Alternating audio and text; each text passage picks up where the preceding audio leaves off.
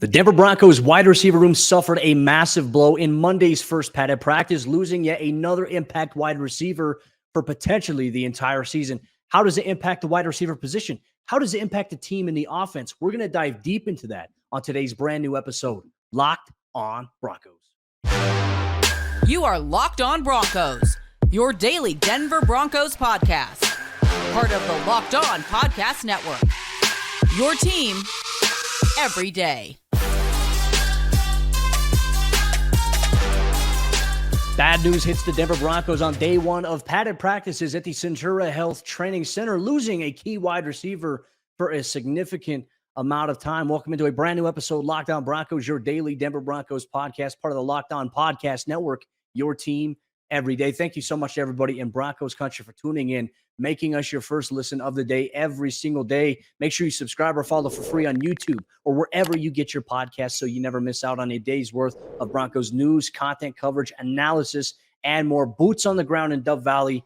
Every single day you get that here. I'm your host, as always, Cody Roark, Broncos reporter from Mile High Sports, joined alongside, as always, by my co-host and my good friend, Sayre Bedinger, site expert, predominantlyorange.com. Sayre, there was a ton of excitement going into Monday's practice for the Broncos because it was the first day that pads came on. And unfortunately, that excitement was very, very short-lived as Tim Patrick went down in 7-on-7 with what appears to be a left Achilles injury, according to Broncos head coach Sean Payton. They're going through the MRI process right now, should have confirmation in the next 24 hours at this point. But the fear is that the Broncos have now lost Tim Patrick for another season-ending injury in back-to-back years. And Sayre, I just want to open up by saying this is a gutting type of thing to happen here, not just for the Broncos, but you look at that wide receiver room. I'm gutted for Tim Patrick, who's been working his tail off through the darkness of rehab and going through all the trying to get back to who he was. And unfortunately, just one wrong move in terms of a plant cut, leg gives out underneath him. And it just sucks, man. It's just not a good feeling. And ideally not the way we wanted to recap the first day of Broncos camp in pads. No, certainly not. Everybody wants to be able to be excited about what's going on at practice. And of course, Tim Patrick now done for the second straight season. We saw reports from everybody, including Adam Schefter, who kind of was the first to confirm that this was an Achilles tear. So really, Cody, I mean, you just feel for Tim Patrick at this point. Like, all Broncos aside, like this guy has, going back to Utah, broke his leg in half basically at Utah, made his way to the NFL, where he carved out a great role for himself in Denver after working from, I mean, he was on the Baltimore Ravens and then he was on the 49ers and he clawed his way into the Broncos roster, found a way to become a second contract player in the NFL. I mean, what he's accomplished in the NFL can't be overstated in how miraculous it is. And for that to be spoiled just after he gets that new contract and he's coming into his own as a player, proving himself to be what I would consider quarterback proof. Now you miss the 2022 season, like you said, with the ACL. You're going to miss 2023 with the torn Achilles. It's just, I mean, you feel so bad for Tim Patrick in this, and I'm sure he has great mental fortitude. But look, this is going to test even the strongest of folks out there who are, in his position. I don't think people really understand it too, right? When they see that a player goes down with an injury, they often think about, oh, how does this impact the team that I love to root for on Sundays? And that's a fan's first thought, which is fine. I'm not saying that's wrong, but far too often I think we all forget, it's like, how does that impact Tim? Like, how is Tim processing it? Or more importantly, how does this impact his family? His wife, his kids? Like, it just sucks when you put the human element to it, which, look, on this show, we are always going to humanize these players that we talk about, that we cover. And I know it's not the popular thing to do, because the popular thing is to say, well, wow, I can't believe they signed this guy to a contract and he's been hurt the last 2 years. That stuff, like, please, folks, please don't come at us with that kind of discourse. It doesn't matter. It's nothing that I ever want to entertain. It's unfortunate what happened. And just my thoughts and well wishes are with Tim Patrick. But kind of getting to the point now, Broncos head coach Sean Payton, here's what he had to say, Sayre. He kind of talked about and addressed it just from his perspective. He watched it happen as we all did at practice, sharing his thoughts on it. But not only that, just sharing his thoughts on Tim in general. Here's what he had to say. It's always difficult. Yeah, you guys see it. Especially a guy like that who's a leader who's coming off, pretty much an entire year of rehabilitation. And so it's difficult for his teammates, for all of us. So Maybe hopefully we get some good news, but it appears it's his left Achilles. Well, you could feel that it just, like you said, sucked the emotion out of the entire practice field, right? And of course, as you also said, the show has to go on. So it's now just an adjustment period for everybody. I think Tim Patrick was obviously going to be a factor in this year's offense, as everyone kind of expected coming off the injury. And I think a lot of people really hoped that he could be maybe that missing piece. A lot of folks talking that he was kind of Russell Wilson's one of his favorite targets last year at camp before the injury, right? And so coming back, maybe picking up where they left off, maybe taking some pressure off of other guys like Cortland Sutton, Jerry Jeudy. That's no longer going to be part of the equation. It's going to require a lot of other guys to step up and see what they can do. Well, and I think that's where our conversation now has to transition to, right? It's hard to, when you look at when Tim Patrick had his last full season with the Broncos, led the team in touchdowns that year in 2021, and the year prior, had I'd say arguably, the more touchdowns with back-to-back seasons there.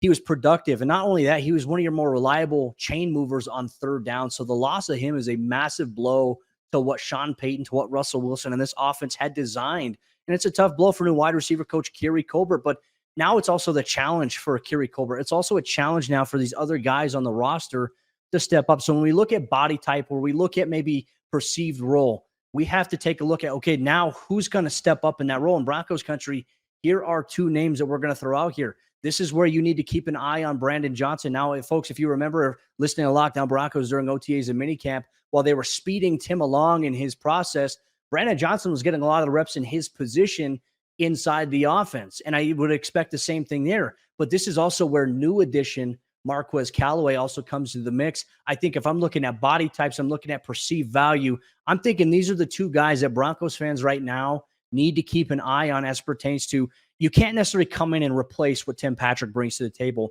but you can supplement that production with guys who are very capable of producing.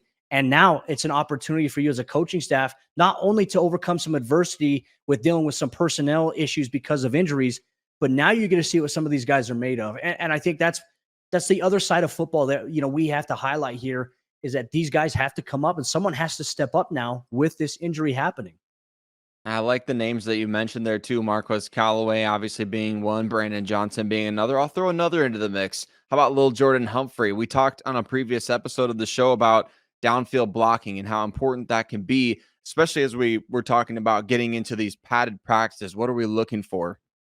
Wide receivers that can block will probably be able to play in Sean Payton's offense, right? Because you're going to have to block, and you're going to have to block from a variety of spots. And I think Lil Jordan Humphrey, he's a guy that's proven that he can do that. Played for Sean Payton in 2021, played a little bit in New England last year. So going to get an opportunity to see what he can do as another big body player at the wide receiver position that can add value to the running game. Now, can any of these guys replace what Tim did as a receiver?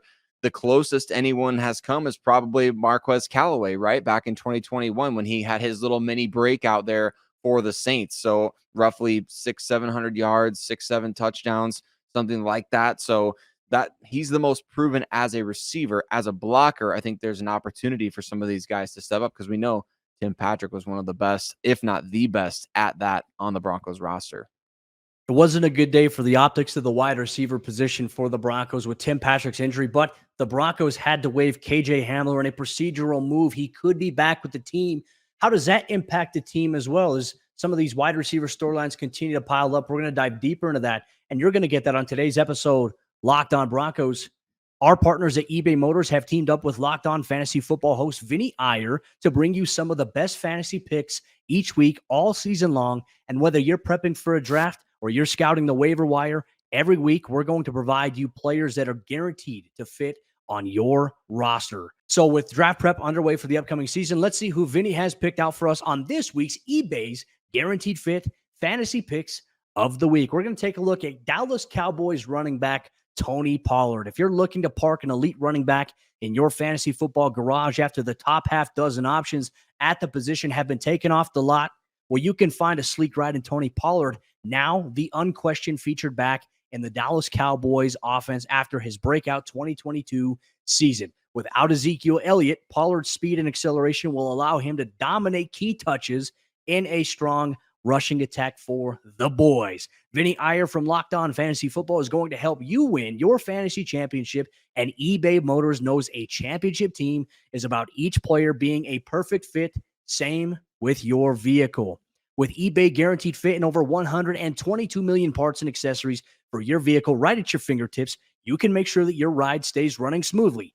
Air filters, brakes, batteries, tail lights, alternators, shocks, struts, you name it, eBay Motors, they have it. And they'll make sure it's the right fit for your car, because eBay Guaranteed Fit helps you understand exactly what part you need for your vehicle the first time. So go forth, switch gears, crank the AC, and say goodbye to sweating if your ride needs a little fixing up, because now you know you'll always be set up for success from the get-go. With eBay Guaranteed Fit, everything your vehicle is calling for is just a click away. For the parts and accessories that fit your vehicle, just look for the green check.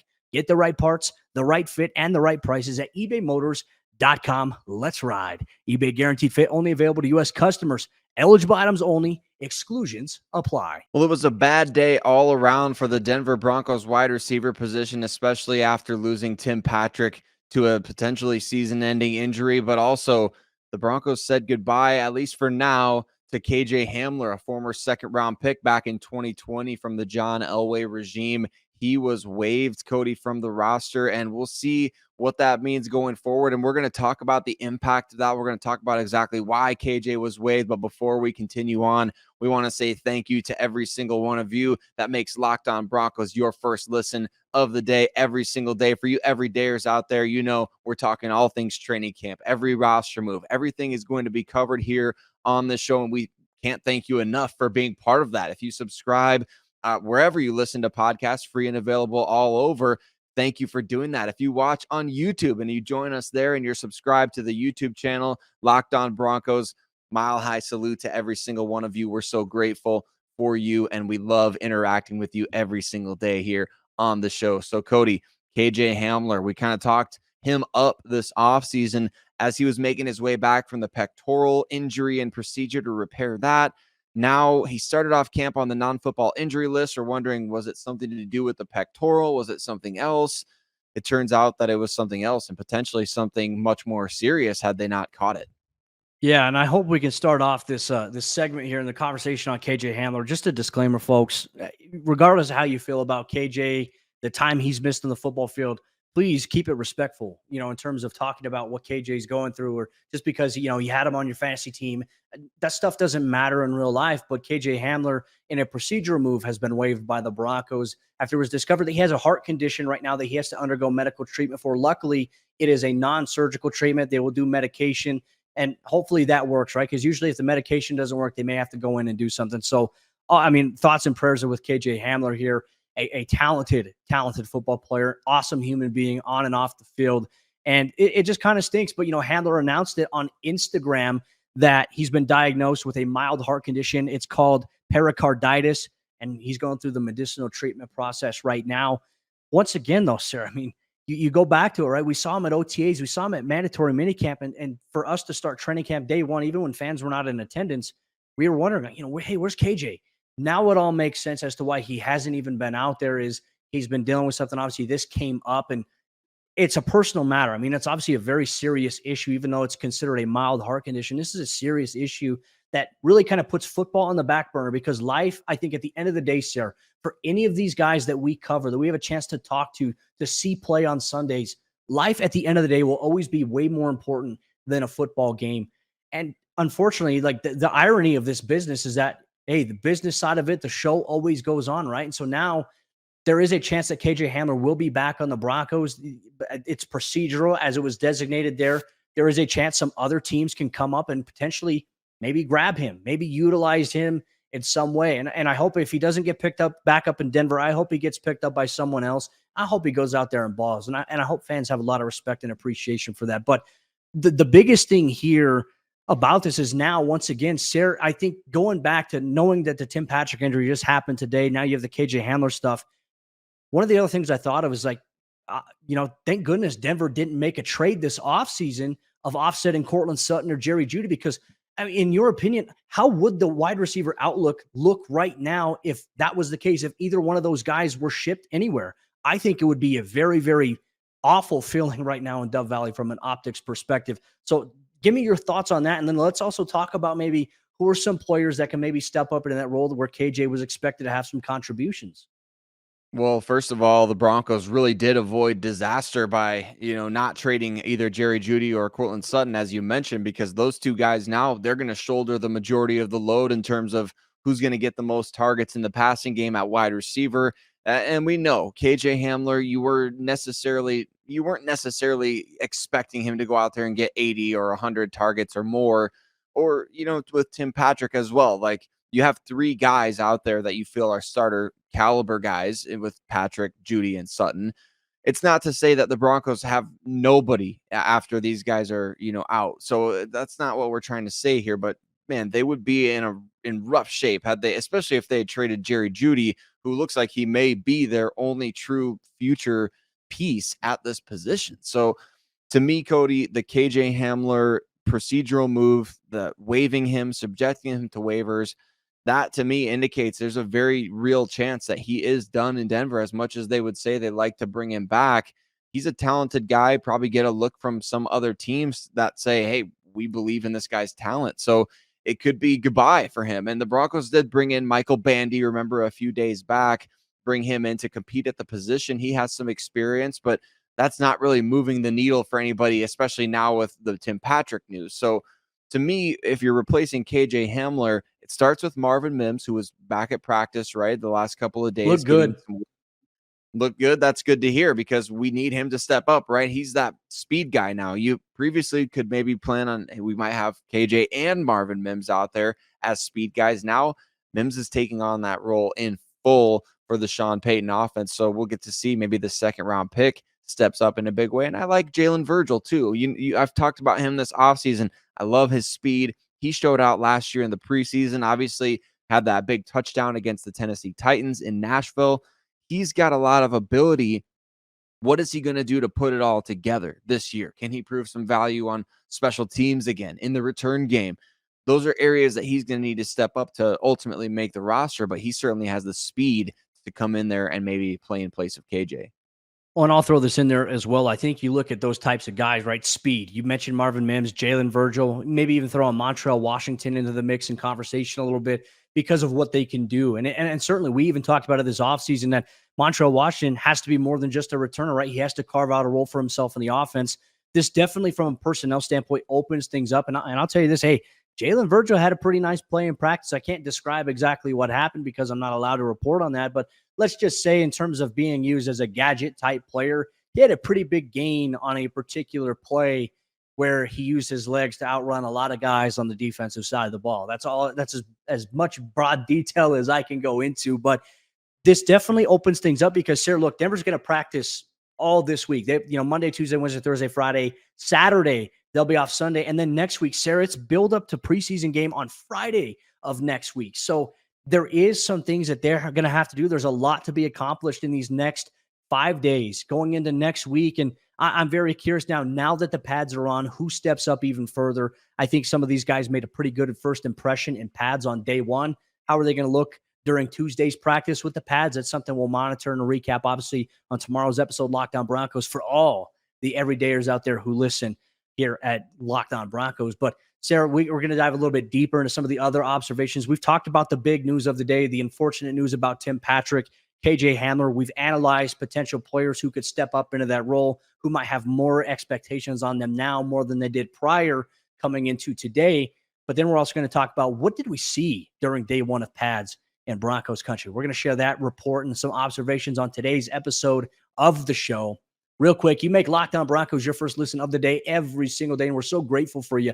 Make sure you check out the Locked On NFL podcast, available on YouTube or wherever you get your podcasts, with some of the big stories going on around the NFL. Tim Patrick's injury, KJ Hamler being waived, Zach Moss breaking his arm with the Indianapolis Colts during practice.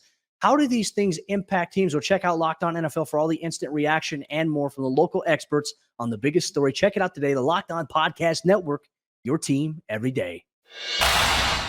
Day one, the pads were popping, and despite some unfortunate bad news for the team in terms of the injury side of things, losing a key player, two key players overall on Monday, there were some good observations to take away from the Broncos' first padded practice at the Centura Health Training Center. Thank you so much, Broncos Country, for tuning in, making Locked On Broncos your first listen of the day every single day. Sayre, let's talk about, we did an episode yesterday here on the show where we talked about, okay, hey, players to watch. What are our expectations? We talked about and we highlighted the running back position. Sayre, the one thing we wanted to see, right? Day one, at least a good first impression. We wanted to see how does Tyler Badie, how does Jaleel McLaughlin look when the pads come on? And I might say what I saw, I was pretty impressed here. And just to give you a little bit of a notion here, Jaleel McLaughlin, I would say he and Badie both had some highlight plays. I think maybe McLaughlin had one more than Badie did, but I don't think it was necessarily Badie not making a play on the other one. It was more so McLaughlin was in a better position to make a play, right? In 2 attempts. There was one play, Sayre, right? We were wondering, how does he look when a linebacker and a safety are filling up? He got a handoff and he stepped inside the hole. And you know how fast holes close in the NFL? Well, it closed up. He got skinny, dipped his shoulder, got through the second line, and then he turned on the burners. His speed, boom, to the right side.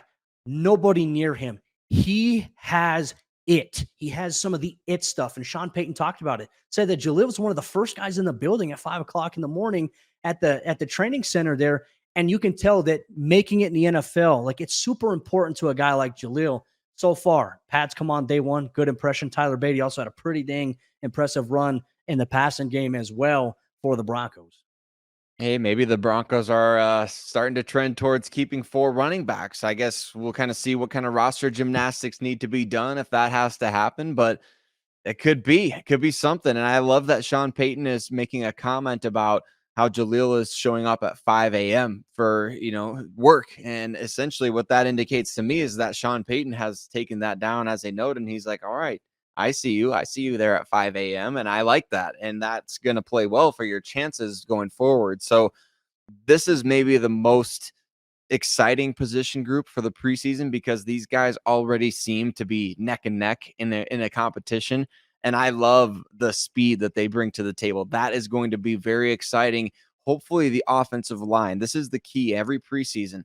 Hopefully the offensive line is able to get these guys the best looks possible. We know poor offensive line play in the preseason just completely wrecks evaluation for other guys. So hopefully the offensive line plays at a high enough level that we're able to get a good enough look to see, and maybe, just maybe, we'll see some of these guys rotate in with the starters if Sean Payton is really considering a game day role for them early on this year. Well, let's talk about some other observations here from day 5 of Broncos practice. There was a play during the team period, I would say after Tim Patrick's injury, we talked about the energy, just like the wind and the sails of everybody, the fans that were in attendance on the berm. The energy was just kind of like, oh my, like, I think they were processing. It's like, oh man, we just lost him. Like, hopefully it's not serious. What does it mean? Like, these guys are all thinking about that while also having to do their jobs. Sean Payton did a really good job of stopping practice for a minute, just talking to these guys and saying, hey, we have to keep going. But here's the thing. Here's how you acknowledge it. Stay within control of yourself. That's always important here. There was a play in the team period here where Jonathan Cooper would have sacked Russell Wilson in a real game situation, right? But because you never want to hit your quarterback, you never want to touch your quarterback in a situation, Cooper would have had the sack, but then Russ, still threw, tried to dial it up to Jerry Jeudy across the field, and it was intercepted by Justin Simmons. So I think people seeing are like, oh, Russ threw an interception. Well, obviously that was the result of a play well after the play was done, in my opinion.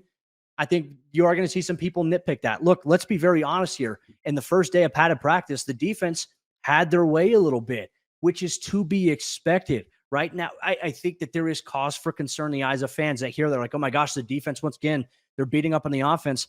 It is normal. If you look at reports coming out of various training camps around the NFL, defenses are having a lot of success early on in practice. It's because offense is a little bit more complex and you have to build timing. You have to build chemistry. Even if you've played together, everything is about trying to get back to that game pace that you're eventually going to get to. So obviously defense kind of won the day on Monday in Dove Valley. Can the offense bounce back in day 2? That's a great question that we're going to have here going forward. Day 6 overall of Broncos camp. There's also another guy. And look, on Tuesday, Sayre, I'm going to get a chance to speak with him one-on-one. If there's anything Broncos country wants to know about him, let me know. But Jaquan McMillan, once again, coming up big, having a really good offseason. Patrick Surtain raved about him in his post-practice press conference, talked about just what he sees from him and how he wasn't surprised when he stepped in last year against the Chargers and played the way that he did. Today in practice, upon observation, he had a couple of pass breakups, and he closes on the football, makes good breaks on the ball really well, which is building trust. And I think we have to mention this. No Riley Moss at practice on Monday for the Broncos as well. Sean Payton said that he and Frank Clark, it was more of a coach's decision, which he'll let us know later what that means. So we don't know what to read into that. We're not going to speculate. But Jaquan McMillan continuing to have an impressive offseason here, Sayre. You certainly don't want to hear that about Frank Clark and Riley Moss, do you? But I think Jaquan McMillan, Cody, he's one of those wild card pieces on the roster. Like a lot of fans going into the offseason probably look at the Broncos depth chart, look over the roster, and you would say, hey, maybe the Broncos go get a cornerback to upgrade over these guys that they already have. And then he comes out and he starts stepping up in the offseason program, and he starts building on that finish that he had last season late, especially like you said, against the Chargers. He's one of those players. He can play inside. He can play outside. He's got tremendous ball skills. He's somebody that I think over the course of preseason, the rest of training camp, especially now with the pads on, he can really find a niche in this defense and carve out a role. We'll see what that would end up being. Maybe just depth early on, but as the season goes along, maybe he's somebody that gives you confidence. If anything were to happen injury-wise at the position, he gives you another guy that you're pouring into, you're developing. He's somebody you believe in as a longer-term piece. Not saying that he's necessarily cornerback 2 or cornerback 1 or anything like that, or maybe even not a long-term starting nickel, but maybe. And I think if you treat him that way, if you treat him as he's a potential future starter, he's going to give you a lot. And I think he's going to give you some great ball production as well. So really positive development to hear that he's doing a great job. Well, during the Broncos 7-on-7 period, just a few plays after the Tim Patrick injury, Jarrett Stidham came in. He was at quarterback. He was working with his unit, and he threw a touchdown pass deep downfield to Brandon Johnson. So it's, we talked about him earlier. You want to see Brandon Johnson make those plays, right? Because he did that in preseason last year, and then he suffered the unfortunate ankle injury that kind of impacted things for him. But now he's in a good position there. It was nice to see Stidham step up and deliver a throw. One thing I've noticed about Stidham, he did throw one interception last week. It was either Friday or Saturday where Faion Hicks just made a great break on the football there and undercut the wide receiver's route. I think overall, Stidham's ball placement has been pretty damn good for the most part, right? So can you keep that up in practices where you're going to get more pressure now that there's contact? But more importantly, you're going to get a lot of run in the preseason. How do you look in that regard? I'm excited to find out a little bit more about Jarrett Stidham as well. But it was great to see Brandon Johnson haul in that touchdown. But Broncos country, the one thing that, we can always analyze here, there's always going to be something that goes on. And our hope is that the Broncos and every other team around the NFL can remain healthy throughout training camp. Unfortunate news surrounding Tim Patrick, KJ Hamler. But what does this now mean for the Broncos? What will the Broncos do in terms of looking to maintain maybe some of the momentum that they've had despite suffering some setbacks with losing a couple of key players? This is where the challenge of the coaching staff and just the camaraderie in the locker room is really important. You're going to see a little bit more. If you're going to be out there at Broncos camp, don't forget to come find me, say hi if you see me. I would love to interact with you. But we'll have you covered. That'll wrap up today's episode, Locked On Broncos, here on YouTube or wherever you get your podcasts. Our show will continue on tomorrow's episode of Locked On Broncos for all you everydayers out there as we recap day 2 of fully padded practice. There will be some more live sessions, live periods coming up as the Broncos acclimate to having the football pads on here once again. Make sure you tune in. Locked On Broncos every single day, all year long. We appreciate you so much, Broncos country. We'll see you tomorrow for a brand new episode of the show.